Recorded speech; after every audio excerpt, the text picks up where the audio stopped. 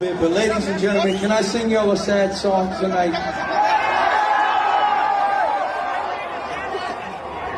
This song is called I'll Fall Apart.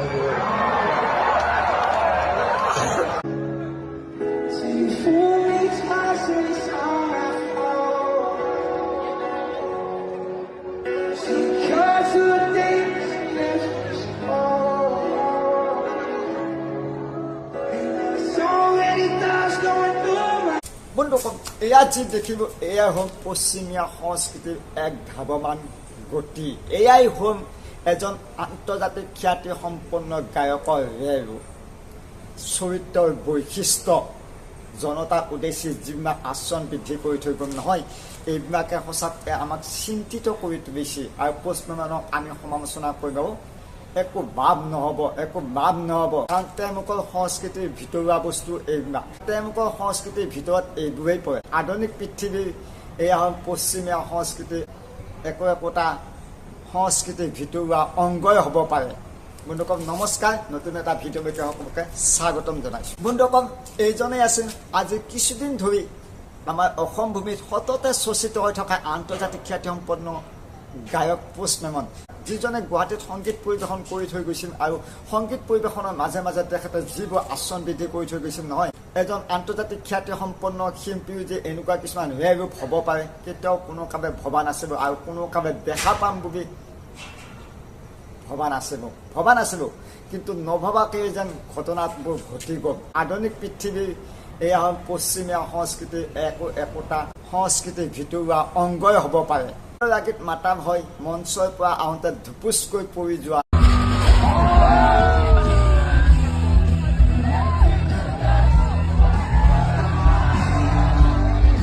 মদৰ লাগীত মাতাম হয় দৰ্শকৰ মাজত গৈ মুঠ ছটিয়াই দিয়া এয়া বাৰু এজন শিল্পীৰ ৰূপ হ'ব পাৰে নেকি বন্ধুসকল হ'ব পাৰে নেকি হয়তো হ'ব পাৰে এয়া পশ্চিমীয়া সংস্কৃতিৰ শিল্পীসকলৰ ৰূপ হ'ব পাৰে আধুনিক পৃথিৱীৰ এয়া পশ্চিমীয়া সংস্কৃতিৰ শিল্পীসকলৰ ৰূপ কিন্তু এইবিলাকে যদি আমাৰ ভাৰতীয় সংস্কৃতি বা অসমীয়া সংস্কৃতিত প্ৰভাৱ পেলায় তেনেহ'লে আমাৰ সংস্কৃতি একেবাৰে ধ্বংসৰ দিশলৈকে গতি কৰিব কাৰণ আমাৰ শিল্পীসুলভ প্ৰতিভাৰ ব্যক্তিসকলৰ মাজত এনেকুৱা আচৰণ বিধি নাই আৰু কোনো কালে দেখা পাম বুলিও ভবা নাই কিন্তু আমাৰ ভৱিষ্যত প্ৰজন্মই যদি পষ্টমেমনক অনুসৰণ কৰে তেনেহ'লে তেওঁ নিশ্চয় ধ্বংসৰ বুকুলৈকে গতি কৰিব কাৰণ আমেৰিকা বা ইংলেণ্ড বা জাৰ্মানীত হয়তো এনেকুৱা হ'ব পাৰে তেওঁলোকৰ শিল্পীবিলাকৰ হয়তো এনেকুৱা চৰিত্ৰ থাকিব পাৰে কিন্তু আমাৰ শিল্পীসকলৰ এনেকুৱা চৰিত্ৰ কোনো কালে আমি কেতিয়াও দেখা নাই আৰু অদূৰ ভৱিষ্যতলৈকে দেখা নাপাম চিন্তাও আছিল আমাৰ জাতিটোৰ নায়ক আমাৰ জাতিটোৰ খনিকৰ আমাৰ জাতিটোৰ ৰজা তেখেতে হয়তো কম বেছি পৰিমাণে মদ খাব পাৰে কিন্তু কোনো দিন কেতিয়াও তেখেতে মঞ্চৰ ওপৰত মদ খোৱা নাছিল জনতাৰ উদ্দেশ্যে তেখেতে এনেকুৱা কেতিয়াও আচৰণ বিধি কৰা নাছিল সেয়ে তেখেত আজি আমাৰ ৰজা হয় সেয়ে তেখেতৰ স্বকীয় প্ৰতিভাৰে জাতিটোক যিখিনি দি থৈ গ'ল সেইকাৰণে তেখেত আজি জাতিটোৰ ৰজা হয় কিন্তু পষ্টমেমনে গুৱাহাটীত আহি সংগীত পৰিৱেশন কৰাৰ মাজে মাজে যিবোৰ আচৰণ কৰি থৈ গ'ল সেইবোৰে কিন্তু আমাৰ জাতিটোক ধ্বংসহে কৰিব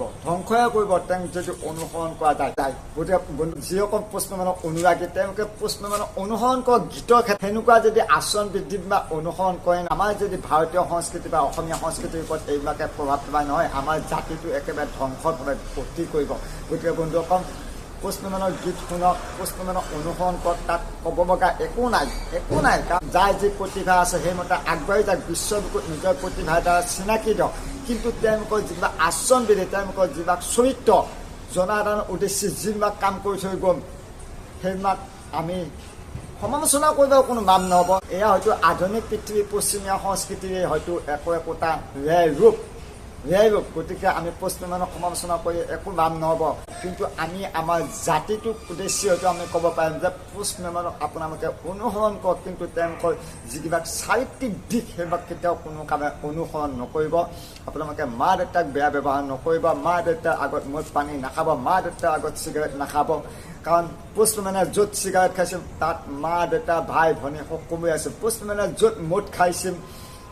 জনতাৰ উদ্দেশ্যে থু মাৰি দিছিল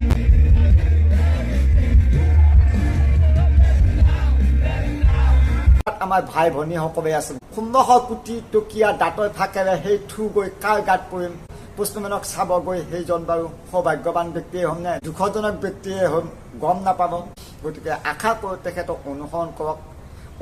তেনেকুৱা গায়কক অনুসৰণ কৰক কিন্তু তেওঁলোকৰ চৰিত্ৰৰ যিকিবা দুখ কিন্তু অনুসৰণ নকৰিব কিছু পশ্চিমীয়া গায়ক আৰু পশ্চিমীয়া সংস্কৃতিৰ এক ভাৱমান গতি কিন্তু এয়া আমাৰ ভাৰতীয় সংস্কৃতি নহয় আমাৰ ভাৰতীয় সংস্কৃতি বা আমাৰ অসমীয়া সংস্কৃতিৰ গায়কসকল বা আমাৰ সংস্কৃতিৰ মাজত এইবিলাক কেতিয়াও কোনো কামে দেখা নাই আৰু অদূৰ ভৱিষ্যতত দেখা পাম বুলি ভবা নাই গতিকে ভবা নাই আৰু আমাৰ জুবিন দাহঁতে আমাক যিখিনি শিকাই থৈ গ'ল সেইখিনিকেই আমি জীয়াই ৰখাই মানুহ আমাৰ যিসকল প্ৰতিভাৱান ব্যক্তি আছে আৰু যিসকল প্ৰতিভাৱান ব্যক্তি সোমাই আহিছে তেওঁলোকে আমাৰ জুবিন দাহঁতক অনুসৰণ কৰক আৰু ঠিক ভূপেন হাজৰিকাদেৱক অনুসৰণ পাপন দা অনুসৰণ কৰক আৰু তেওঁলোকক অনুসৰণ কৰি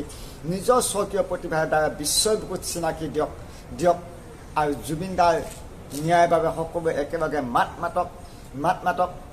আমাৰ ৰজাৰ ন্যায়ৰ বাবে আমাৰ কণ্ঠৰ যাদুকৰৰ বাবে আৰু জুবিন দাই ন্যায় পাওক এইখিনিকে কয় মই মোৰ আজিৰ ভিডিঅ'টো সামৰণি মাৰিছোঁ সকলোৰে সুস্বাস্থ্য কামনা কৰি ধন্যবাদ।